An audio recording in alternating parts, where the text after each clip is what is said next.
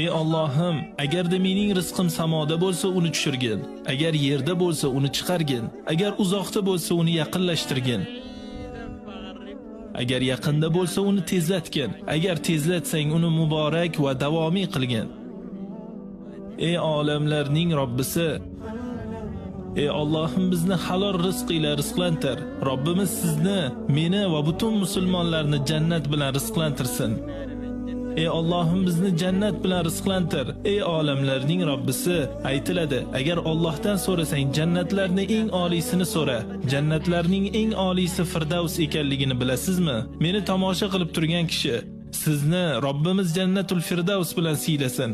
Sizni oldingizda o'tirgan kishini ham va Alloh subhanahu va taala har biringizni Jannatul Firdavs bilan siylasin. Ey jamoat, payg'ambarimiz sollallohu alayhi va sallamga salovat aytishni ko'paytiring.